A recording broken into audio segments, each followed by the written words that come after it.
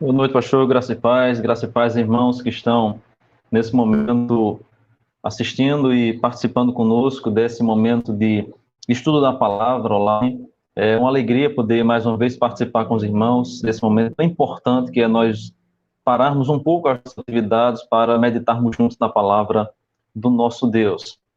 Eu quero convidá-los nessa noite para abrirem suas Bíblias no livro de Juízes, Juízes capítulo 6.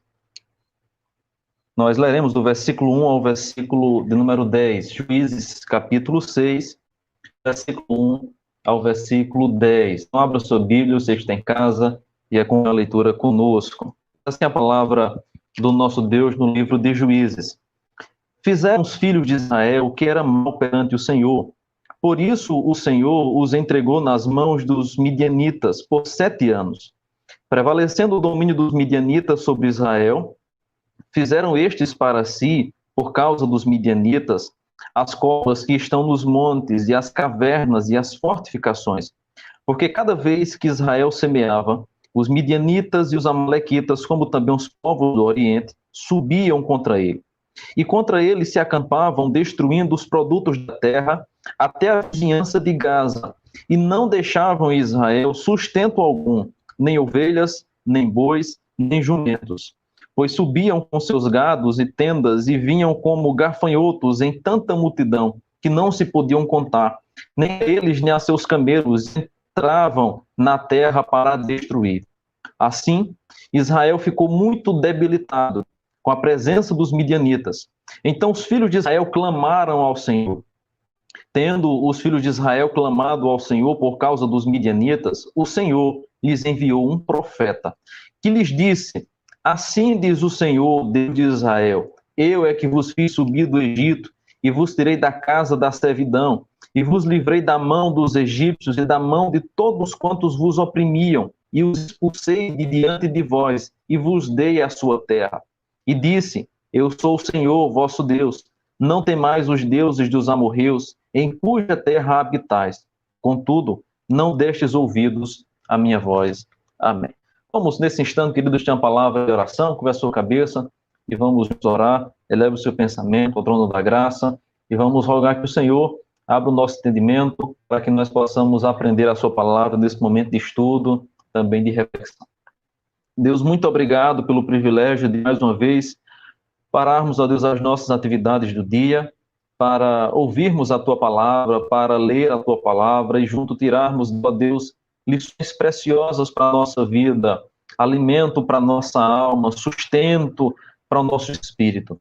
Ó Deus bendito, que nesse momento, ó Deus, nesses poucos minutos que nós passaremos aqui reunidos para aprender a Tua palavra, cada um em sua casa, mais conectado com a internet, que nesse momento o Senhor nos abençoe, que nesse momento o Senhor fale ao nosso coração, que nesse momento o Senhor nos edifique poderosamente, para a glória do Teu santo nome, para a nossa edificação e crescimento espiritual, para que dia após dia nós venhamos crescer na graça e no conhecimento do Senhor. Assim nós oramos em nome de Jesus. Amém e amém.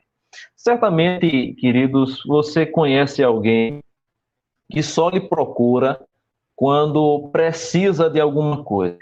Todos nós vivemos cercados por pessoas desse tipo, seja familiares, sejam amigos, sejam especialmente alguns vizinhos ou parentes que você tem algum contato. Aquelas pessoas que geralmente passam um bom período da vida sem procurar, às vezes até anos sem procurar, mas quando passam por um grande aperto, quando passam por uma grande necessidade, a primeira pessoa que procura é você. Certamente nós conhecemos algumas pessoas que só buscam, que só falam conosco quando necessitam de alguma coisa. Quando nós paramos para olhar para esse tipo de pessoa, ou até mesmo você que está nos assistindo nesse momento, seja alguém que só procure alguém quando necessita de algo, espero que não, mas isso é muito comum acontecer, nós geralmente não gostamos, nós não nos sentimos confortáveis, nós ficamos incomodados quando alguém só nos procura quando precisa de alguma coisa. Porque isso revela algumas verdades. Primeiro, que aquela pessoa realmente não está nos procurando porque gosta da nossa presença, porque nos considera ou porque tem um apreço a nós, mas porque precisa de nós. Segundo, porque se aquela pessoa não precisasse, certamente ela também não nos procuraria. E isso revela algumas coisas da personalidade, do caráter, e isso acaba nos deixando entristecidos quando isso, porventura, vem a acontecer. Mas imagine, irmãos, a situação que agora o povo de Israel vivencia. E é exatamente para esse texto que eu quero direcionar a atenção de vocês, de todos que nos acompanham nesse momento, é que Israel agora vivenciava um momento muito semelhante a esse. Eles procuram ao Senhor porque eles fizeram mal perante o Senhor. Quando nós lemos o livro de Juízes, nós vamos encontrar nesse livro uma característica muito própria dele, que é um ciclo repetitivo. Nós vamos encontrar repetidas vezes essa expressão, e fizeram então que era mal perante o Senhor.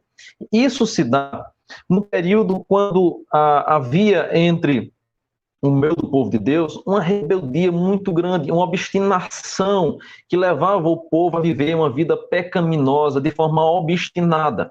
E acontece que, após um período, quando o povo começava a sofrer as consequências do pecado e sofrer por causa do pecado, eles então não encontravam saída, não encontravam a quem recorrer, então eles clamavam ao Senhor. E sempre que isso acontecia, só acontecia por causa da necessidade extrema, pelo desespero que eles estavam vivenciando. Então, eles só procuravam a Deus quando eles estavam desesperados, precisando urgentemente de um socorro. E acontece que a partir do capítulo de número 2 de Juízes, nós vamos então perceber que eles clamaram ao Senhor porque eles estavam vivendo em um grande aperto. Se você já leu o livro de Josué, por exemplo, você vai perceber que o livro de Josué é marcado por um período de grandes vitórias. Eles conseguem atravessar o rio, eles entram, as muralhas de Jericó vêm ao chão, eles vencem batalhas que aparentemente eram impossíveis de vencer, eles conquistam a terra, eles recebem instrução. Quando nós chegamos no capítulo 24 do livro de Josué, nós temos uma aliança sendo assumida pelo povo, eles renovam a aliança, renovam o pacto que eles tinham com o Senhor, mas logo em seguida, no livro imediato após o livro de Josué, que é o livro de Juízes, no decorrer da história, logo em seguida, nós começamos a perceber a decadência de Israel. Então, entenda, o povo que vinha agora subindo como que montanha para se aproximar do Senhor, eles haviam atravessado o deserto 40 anos, nós sabemos da história, eles venceram muitos inimigos, eles ultrapassaram muitas barreiras, por que dizer muitas muralhas, como foi o caso das muralhas de Jericó, eles ultrapassaram rios, atravessaram o mar, eles venceram a fome, venceram a seca do deserto, Deus proveu alimento, Deus esteve operando na vida dele, através deles, e agora eles chegaram finalmente a Canaã. Mas quando eles chegam finalmente a Canaã, o que nós esperávamos, o que geralmente se espera, é que esse povo agora vivesse em completa dedicação ao Senhor, um povo grato, um povo temente, um povo fiel, que agora iria desfrutar da promessa que o Senhor havia feito e que já agora havia cumprido e entregue a terra a eles. Mas não é bem isso que acontece. Passa-se um tempo, e agora nós chegamos no livro de Juízes, onde nós encontramos o relato de como que o povo estava vivendo naquela terra.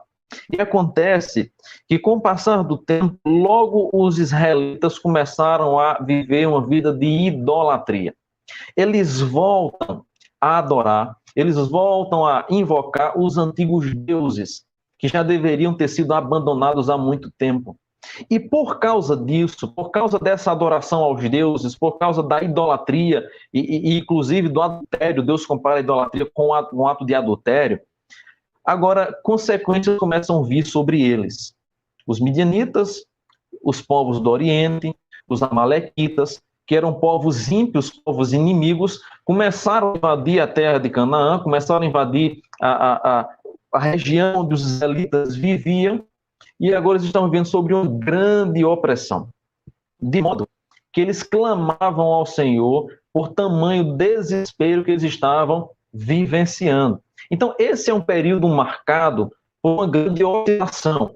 Ora, o povo estava totalmente distante do Senhor, ora, eles estavam clamando para que Deus enviasse um libertador, e eles então reassumiam o compromisso, mas logo em seguida eles retornavam a quebrar o compromisso assumido. É por isso que Juízes é chamado também de um livro cíclico, é uma repetição da história. E agora, quando nós chegamos no capítulo 6, muita coisa já foi mencionada a respeito do comportamento do povo, do capítulo 1 ao capítulo 5, mas quando nós chegamos no capítulo 6, nós temos um momento crucial no livro de Juízes, que é o momento da preparação para o chamado de Gideão. Gideão é um personagem que aparece no livro de Juízes e ele recebe uma maior atenção. De todos os libertadores que aparecem no livro de Juízes, Gideão é o que recebe maior atenção. Nós encontramos maiores menções à vida de Gideão, de como foi o seu chamado, de como foi a sua vida e de como foi o final de sua vida, do que até mesmo a respeito de outros libertadores, como Débora e outros mais que surgiram no livro de Juízes. E nesse momento, algo diferente acontece, especialmente do versículo 1 ao versículo de número 10. Antes de Gideão assumir a responsabilidade de liderar o povo, de enfrentar a batalha, de se tornar o juiz daquele povo, algo acontece. E é nesse momento, então, que nós encontramos esse texto que nós lemos há pouco, Juízes capítulo 6, do versículo 1 ao versículo 10, onde Deus passa a dar algumas instruções e, ao mesmo tempo, também algumas exortações por causa daquilo que o povo estava fazendo.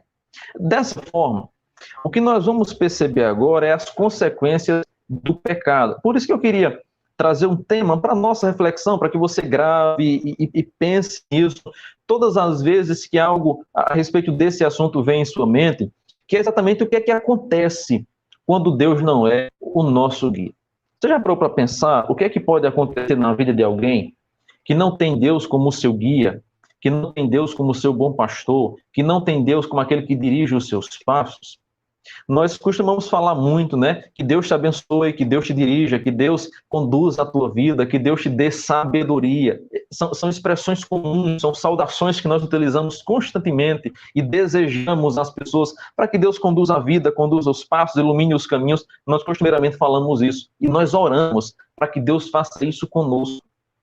Mas e se de repente o contrário acontece? E se de repente Deus não é mais o guia de nossa vida? O que acontece? Quais as consequências vêm sobre aquele que não tem Deus como seu guia? Não é que Deus deixará de ser o bom pastor, não é que Deus deixará de ser o supremo guia de nossa vida, não é que Deus mudará, não. Com respeito à nossa natureza, com respeito à nossa vida, com respeito à nossa inclinação, o que é que acontece quando nós resolvemos, quando nós obstinadamente abandonamos o Senhor e não temos mais Ele como nosso guia? O que é que acontece?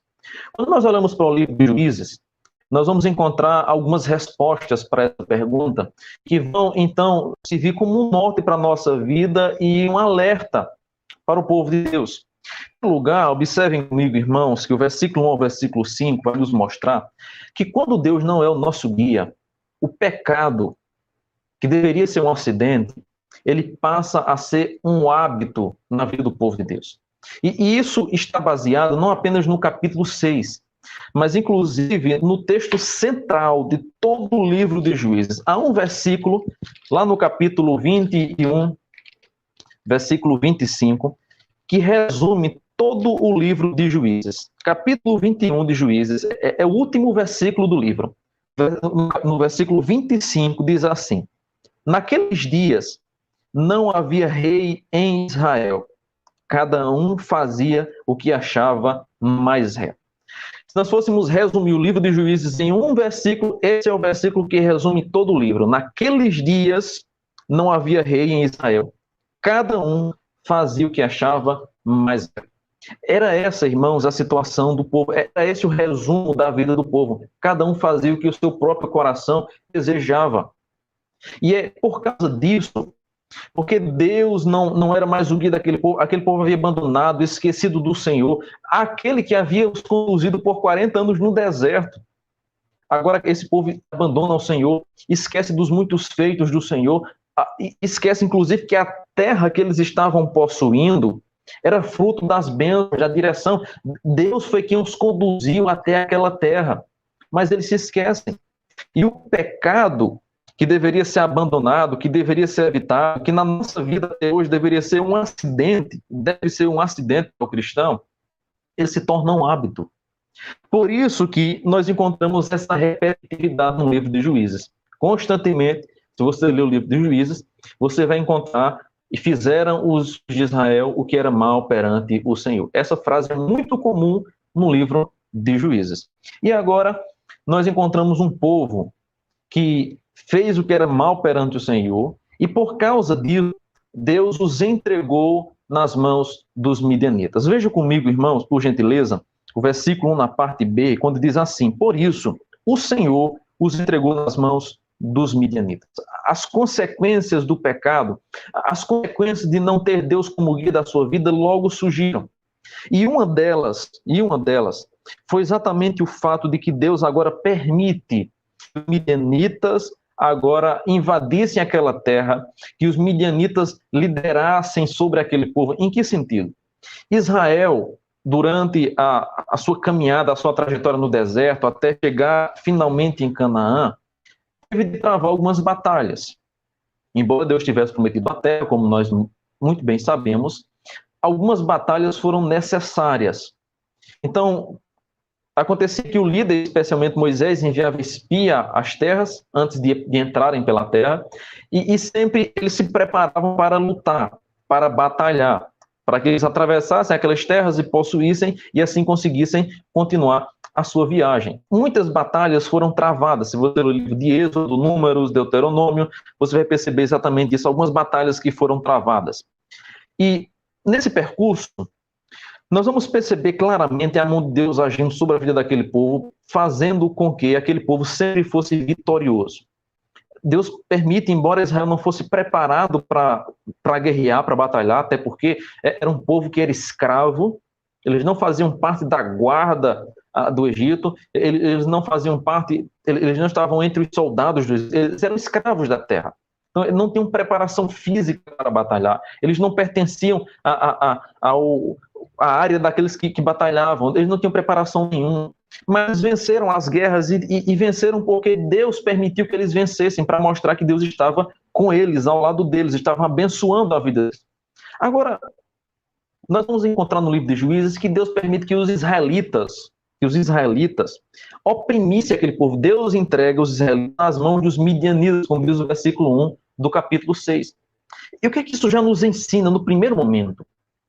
Observe que aquele povo que outrora foi tão vitorioso, que a mão do Senhor estava sobre eles, agora começam a viver uma verdadeira derrota na sua vida. Eles começam a decair, é um declínio. Se nós compararmos Josué com Juízes, nós vamos perceber um declínio espiritual do povo. Aquele povo que estava subindo, aquele povo que estava crescendo, que estava se aproximando cada vez mais em meio do Senhor, finalmente chegando na terra, agora começa a descer, descendo uma ladeira para distante do Senhor. Eles se afastam do Senhor, o pecado se torna um hábito na vida deles, e Deus então envia os midianitas. Agora, o envio dos midianitas, aqui deve ser entendido de duas formas. Primeiro, como um ato punitivo de Deus. Deus estava punindo o povo. A gente nunca deve tirar de mente, da nossa vista, que quando as consequências sobrevêm, que quando a catástrofes, que quando o sofrimento, que quando as doenças e qualquer outra coisa que nos traga sofrimento e dor sobrevém em nossa vida, é uma forma de Deus nos ensinar, é uma forma de Deus nos punir por causa do nosso pecado. É claro, não estou dizendo, não levanto na tese de que a doença só acontece porque nós estamos com um pecado oculto, que a morte só acontece porque nós cometemos um pecado grave em específico. Não, é consequência do pecado original. Nós pecamos. O homem, desde do Gênesis, ele peca, e por causa da sua queda, consequências começam a vir sobre a terra, e nós carregamos até hoje esse DNA, nós carregamos até hoje as muitas consequências do pecado, morte, doença e outras coisas mais. No entanto, nós não podemos perder em vista, então, que quando consequências sobrevêm em nossa vida, é uma ação punitiva de Deus, mas ao mesmo tempo que Deus nos pune, que Deus nos exorta com o sofrimento, Deus também nos ensina. Essa é a segunda verdade a respeito do sofrimento, e é exatamente isso que vai acontecer quando os midianitas vêm e agora exerce domínio sobre aquele povo. Deus estava punindo o povo mas Deus estava também ensinando aquele povo e de forma graciosa, impedindo que aquele povo pecasse ainda mais, continuasse de forma desesperada e obstinada no seu pecado. Aí é uma frase de Charles Spurgeon, quando ele diz o seguinte: Deus nunca permite que o seu povo peque com sucesso. Vou repetir. Charles Spurgeon disse: Deus nunca permite que o seu povo, o povo eleito, nunca peque com sucesso. Por que isso acontece? Porque Deus entra com intervenção. E os midianitas aqui é uma demonstração dessa intervenção punitiva. Deus estava punindo o povo, mas ao mesmo tempo graciosa. Porque ao verem o sofrimento, ao serem oprimidos pelos midianitas, eles se lembravam dos seus pecados, eles se lembravam que precisavam do Senhor, eles clamavam ao Senhor. Agora veja, que além de Deus entregar os midianitas, Deus entrega os israelitas aos midianitas, nós vamos perceber agora que essa é uma das piores opressões que o povo sofre. Por quê? Primeiro, os israelitas são forçados a abandonar suas casas. Quando o texto diz assim que Deus entregou nas mãos dos midianitas os israelitas por 7 anos, algumas coisas estão inclusas nessa declaração. Primeiro, eles são forçados a abandonar as suas casas. E por causa disso, eles começam a fazer esconderijos. O versículo 2 diz assim, prevalecendo o domínio dos midianitas sobre Israel, fizeram estes para si, por causa dos midianitas, as covas que estão nos montes e as cavernas e as fortificações. Então, a primeira coisa que o povo perde é a sua própria moradia. Eles são obrigados a fugir. E agora começam a cavar buracos, a cavar cisternas, a buscar uma fortificação, uma fortaleza para que eles pudessem se esconder. Eles perdem as suas casas. Uma outra questão que nós vamos perceber aqui é que os midianitas não estavam interessados, aparentemente, em um controle político, mas em uma exploração econômica. O que eles queriam era o fruto da lavoura, era a colheita, era o que aquela terra, era o que aqueles israelitas produziam. Terceiro, eles não poupavam nada que tinha vida. Se nós observarmos o versículo 4, o texto vai dizer assim: e contra eles se acampavam, destruindo os produtos da terra até a vizinhança de Gaza, e não deixavam Israel sustento algum, nem ovelhas, nem bois, nem jumentos. Era essa a situação que o povo estava vivenciando. Os midianitas vinham como gafanhotos sobre eles. Nada que tinha vida permanecia. Eles roubavam os bois, roubavam os bodes, roubavam os jumentos, eles levavam o fruto da colheita, tudo era saqueado. Agora, o que nós percebemos é que os israelitas começam a passar fome na terra. Versículo 5, do capítulo 6. Pois subiam com os seus gados e tendas e vinham como gafanhotos em tanta multidão que não se podia contar, nem eles, nem a seus camelos, e entravam na terra para a destruir. A terra era completamente invadida, era devastada. Por isso que a expressão que aparece aí agora é que eles iam como gafanhotos. Eles devoravam absolutamente tudo. As moradias eram destruídas, a lavoura era completamente saqueada, o gado era totalmente roubado, não ficava absolutamente nada. Por causa disso, os israelitas fugiam para se esconder. E a expressão é, eles vinham como gafanhotos. Os gafanhotos foi uma das pragas que Deus enviou lá no livro de Êxodo sobre o Egito. Entre as 10 pragas, os gafanhotos foi uma das pragas que sobreviveram sobre aquele povo. E quando os gafanhotos vinham, eles devoravam absolutamente tudo. Era uma nuvem de gafanhotos, era uma praga incontrolável de gafanhotos. E os midianitas agora são comparados como gafanhotos, porque não tinha controle sobre eles. Os israelitas não conseguiam parar, não conseguiam cessar, ou até mesmo estancar, tamanha era aquela invasão. Eles eram obrigados a fugir, eles eram afugentados por causa dos midianitas.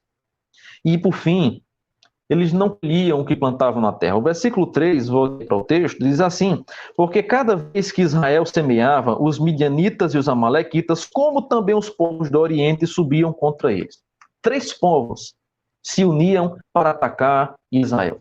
Nós agora percebemos múltiplas forças se reunindo, se juntando, tramando para invadir o povo, para invadir as terras do povo de Deus e para saquear. Por causa disso, eles não colhiam aquilo que eles plantavam. Então, irmãos, Pensem comigo o tamanho da consequência do abandono do Senhor. Imagine esse povo que vivia da agricultura, que vivia da terra, passarem um ano inteiro semeando, preparando a terra, após lançarem a semente no chão, cuidarem da planta, até chegar o momento final da colheita, que é o momento mais esperado. E no momento que eles estavam se preparando para colher, de repente tinha uma invasão. E eles nunca conseguiam comer daquilo que eles plantavam. Imagine essa situação. Muitos que estão nos acompanhando agora são do interior e sabem muito bem como funciona a vida na roça. As muitas dificuldades em se plantar a lavoura, em manter a lavoura, para que finalmente, após meses e até mesmo após anos, em algumas situações, você tenha o fruto de todo o seu trabalho. Mas acontece que esse povo não colhia. Eles plantavam, eles semeavam, eles trabalhavam duro, mas eles nunca colhiam o que eles plantavam, porque os midianitas, os amalequitas e os povos do Oriente invadiam a terra. Então, a primeira consequência que nós vamos perceber agora é que o pecado, que se tornou um hábito na vida daquele povo, trouxe duras consequências. Segundo, a partir do versículo 6, o que nós vamos perceber é que quando Deus não é o nosso guia, nós somos enfraquecidos por causa do pecado. O pecado que outrora se tornou hábito, ele agora passa a nos enfraquecer. Como é que isso acontece naquele contexto?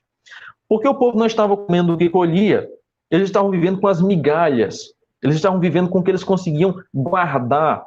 É tanto que, quando a gente lê o versículo 11 em diante, no chamado de Gideão, o texto vai nos mostrar que Gideão estava escondido por causa dos midianitas.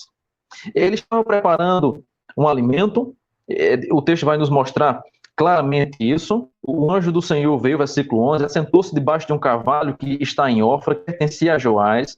Gideão, seu filho, estava malhando o trigo no lagar, onde se preparava o vinho.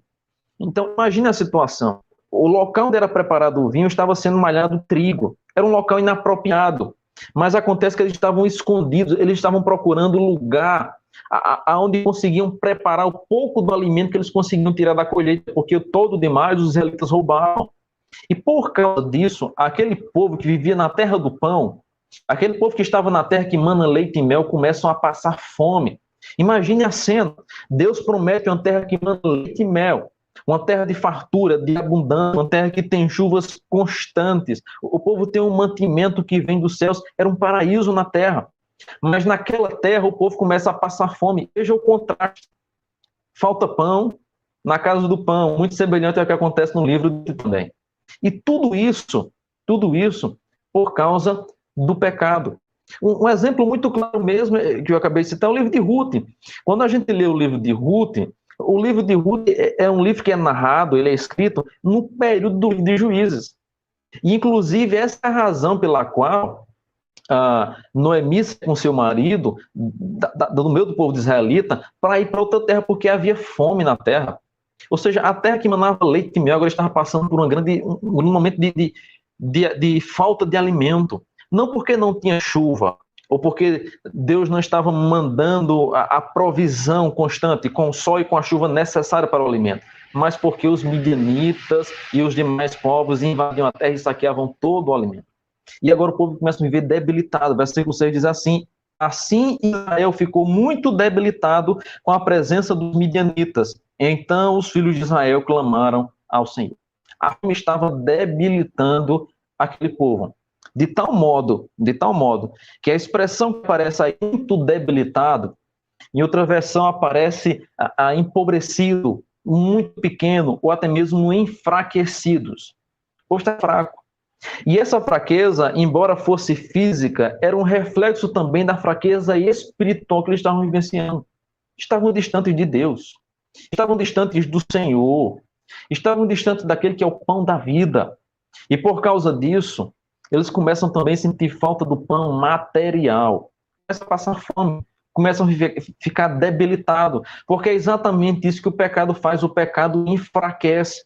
Quando a gente lê, por exemplo, o Salmo 32, versículo 3, o salmista vai dizer assim: enquanto calei os meus pecados, enquanto eu fui omisso com os meus pecados para com o Senhor, ele vai dizer que os seus ossos envelheceram e que ele estava em constante gemido. Diz assim um texto: enquanto calei os meus pecados, envelheceram os meus ossos pelos meus constantes gemidos todo dia. Porque a tua mão, versículo 4 do Salmo 32, pesava dia e noite sobre mim, e o meu vigor se tornou em sequidão de estio. Pecado, ele é responsável por nos enfraquecer, não apenas fisicamente, mas sobretudo espiritualmente, porque a mão de Deus estava pesando sobre ele dia e noite. Quando a gente lê, por exemplo, Deuteronômio, nós vamos encontrar no livro de Deuteronômio bênçãos e maldições. Bênçãos para aqueles que obedecem, bênçãos para aqueles que são obedientes e observadores da palavra, que cumprem a palavra. Mas, ao mesmo tempo, nós encontramos também em Deuteronômio maldições. Maldições para aqueles que não obedecem, maldições para aqueles que desobedecem obstinadamente a palavra do Senhor. Lá em Deuteronômio capítulo 11, se você quiser abrir sua Bíblia e acompanhar comigo a leitura, Deuteronômio 11, do versículo 11 ao 17, diz assim, Deuteronômio 11, versículo 11 ao versículo 17. Mas a terra que passais a possuir é terra de montes e de vales. Da chuva dos céus beberás as águas. Terra que cuida o Senhor vosso Deus.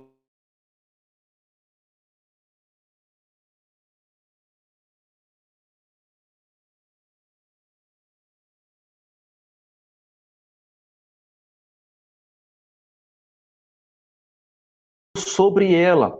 E um detalhe aqui é citado, e é muito importante, quando ele diz assim, terra que os olhos do Senhor estão sobre ela continuamente, desde o princípio do ano até o fim do ano. Isso significa que era uma terra que tinha chuva constante.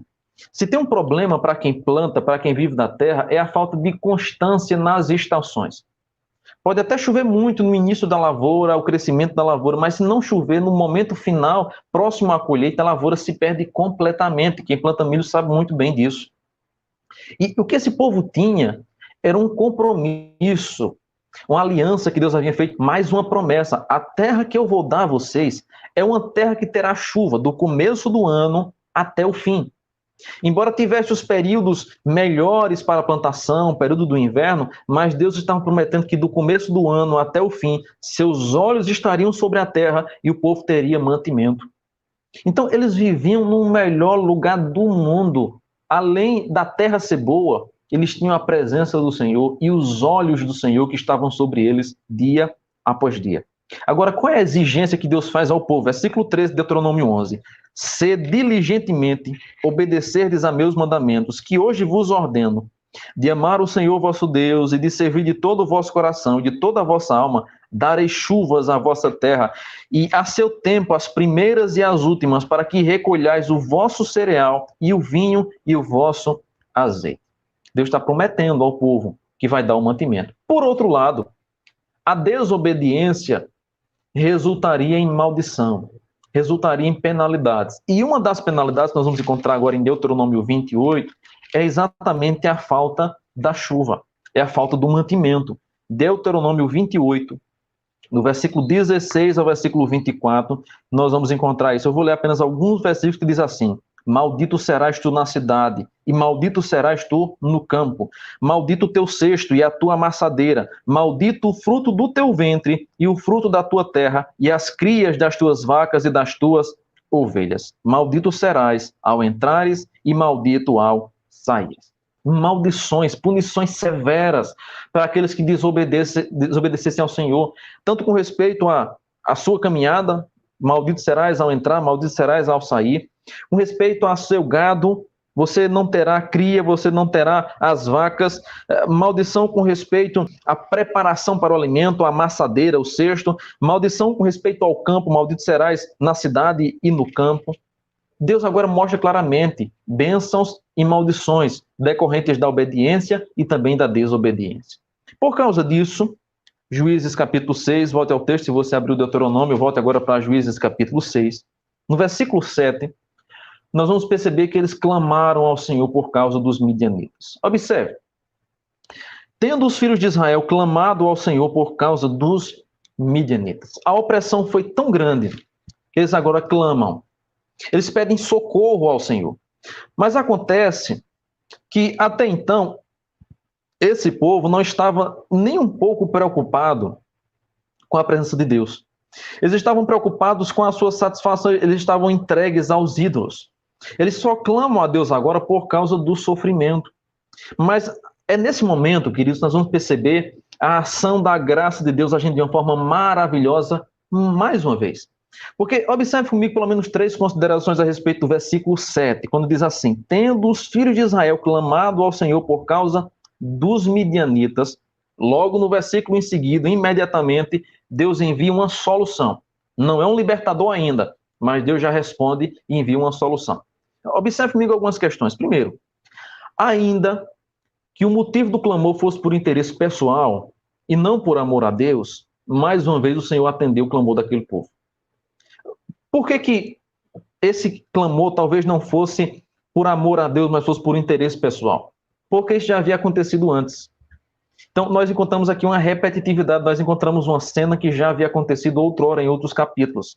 Então, possivelmente, esse clamor do povo fosse um clamor por interesse pessoal. Eles queriam ser libertos daquele sofrimento, mas ainda assim, Deus atendeu.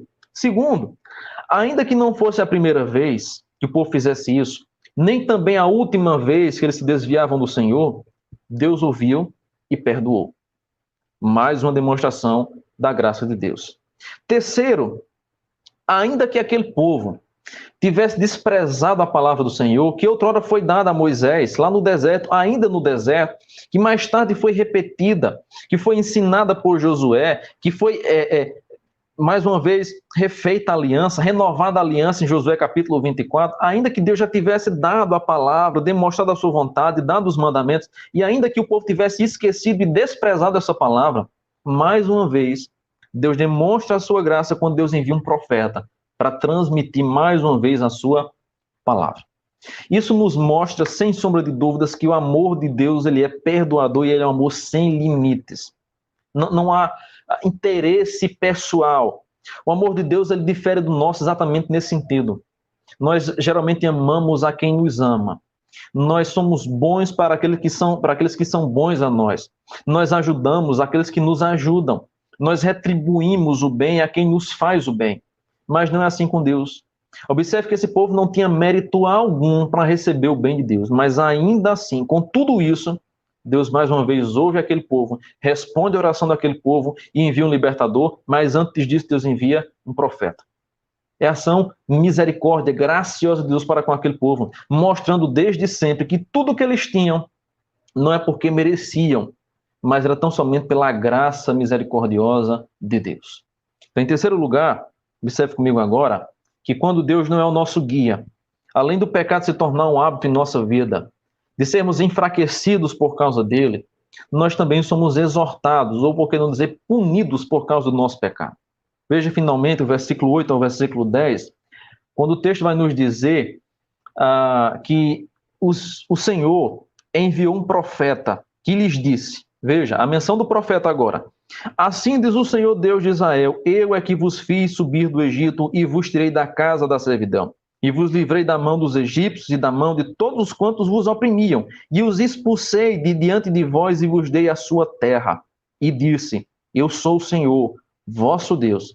Não temais os deuses dos amorreus em cuja terra habitais. Contudo, não destes ouvidos à minha voz. O Senhor agora envia um profeta.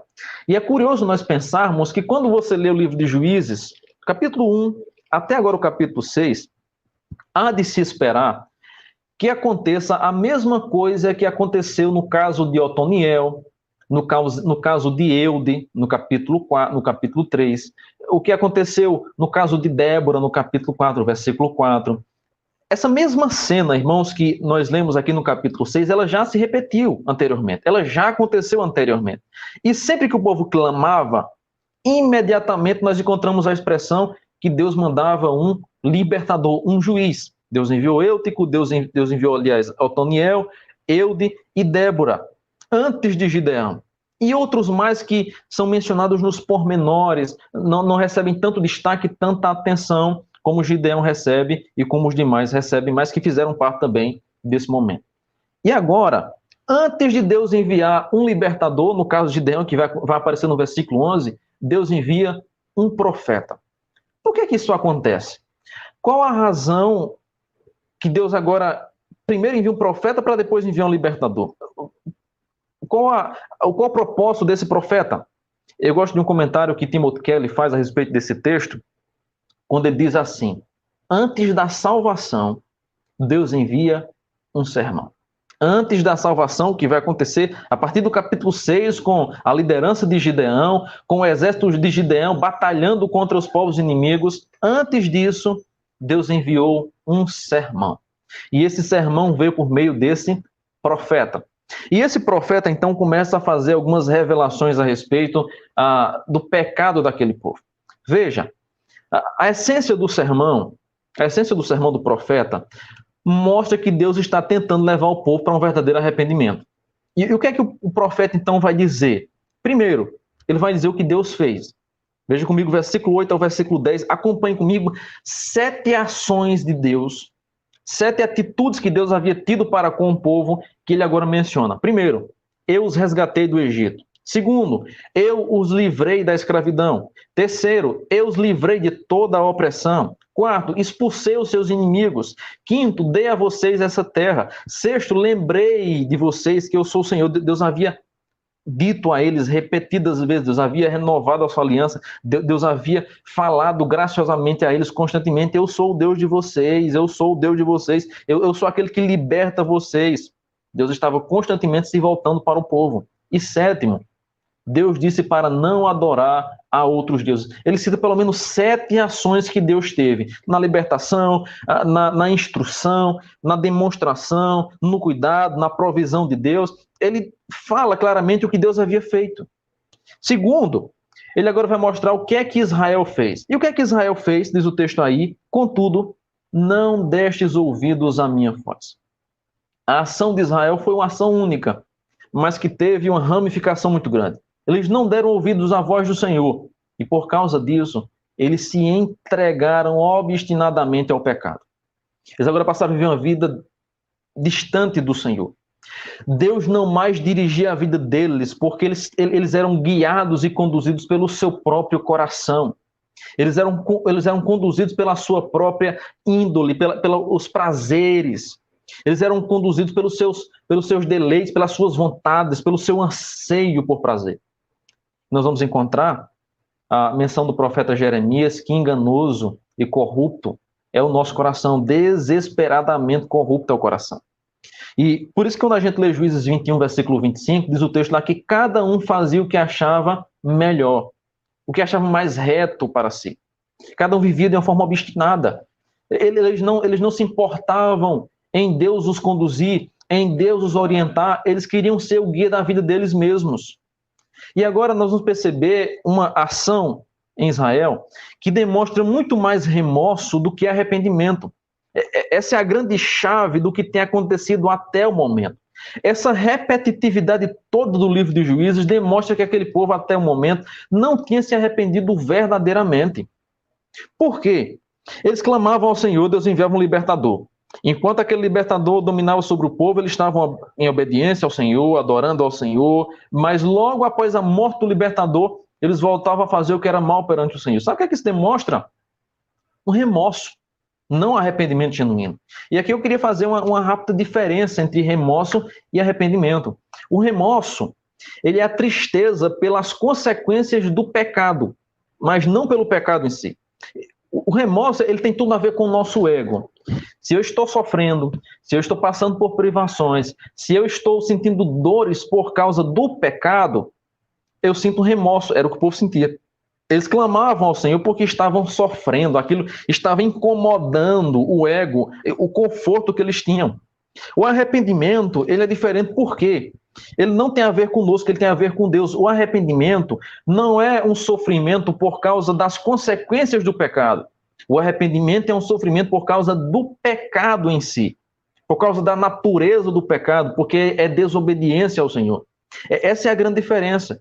Enquanto que o remorso, repito, é uma tristeza pelas consequências do pecado, no caso aqui por causa dos midianitas, o arrependimento é uma tristeza por causa do pecado, pela desobediência ao Senhor, eu não fui santo como eu deveria ser, eu não fui obediente como eu deveria ser, eu não cumpri a minha parte na aliança como eu deveria cumprir.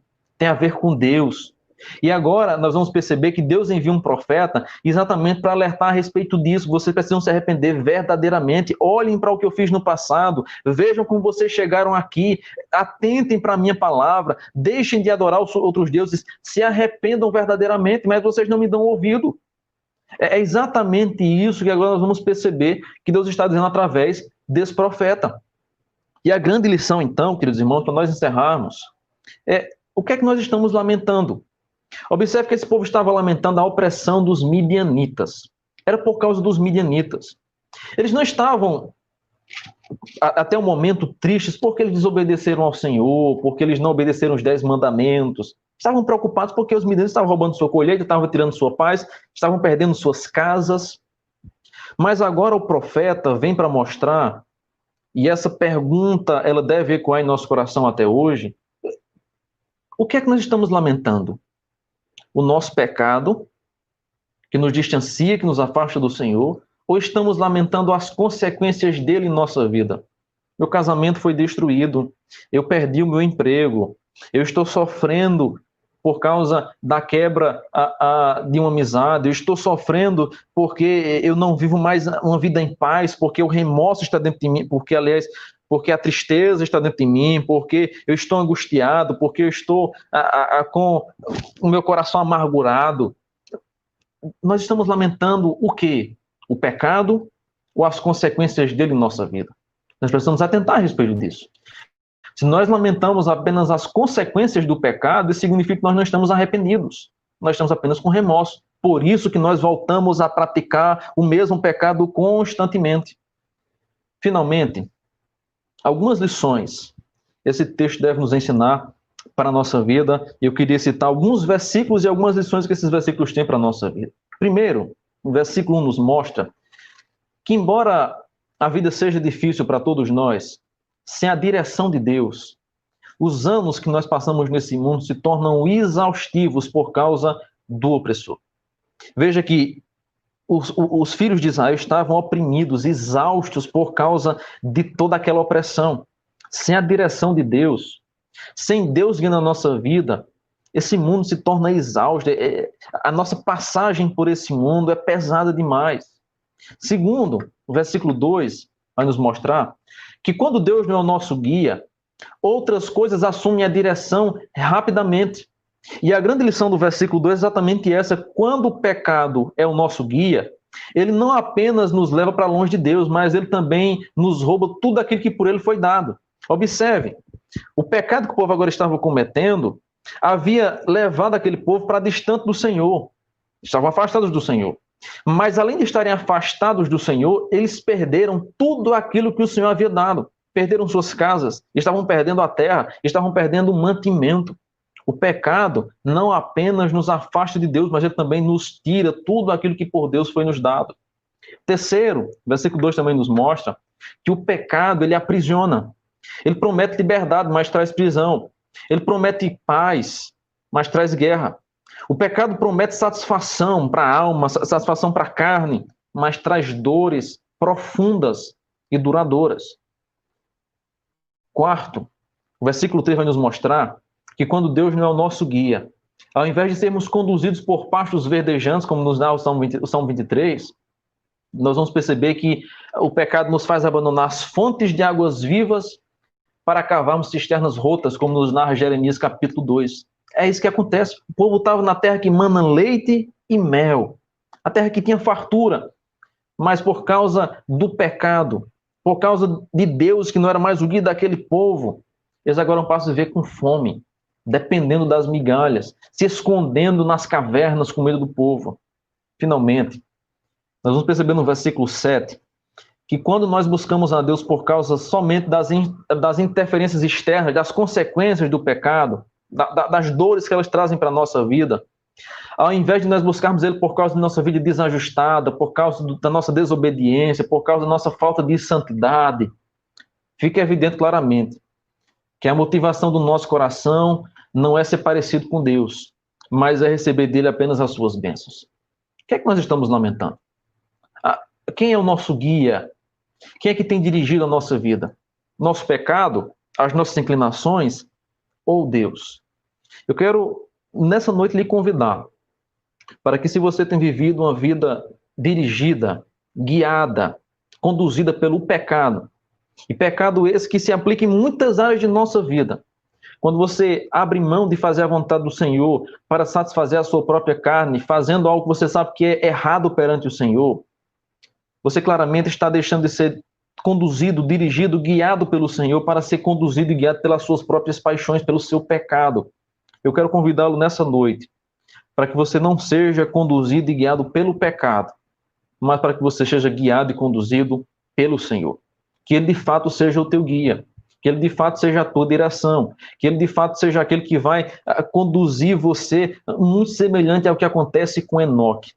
Para encerrar a nossa reflexão nessa noite, certo dia um garotinho na escola dominical ouviu a história de Enoque. E chegando em casa, a sua mãe perguntou: meu filho, qual história você aprendeu na escola dominical? Ele disse: mamãe, hoje eu aprendi sobre Enoque. Muito bem, eu conheço a história de Enoque, mas conta para mim o que é que você aprendeu com a história de Enoque. Esse mamãe, Enoque era muito amigo de Deus. E todos os dias ele caminhava com Deus para um lado e para o outro. Mas teve um dia, mamãe, que ele andou tanto com Deus, que ele não voltou mais para a sua casa. Ele foi para a casa do Senhor.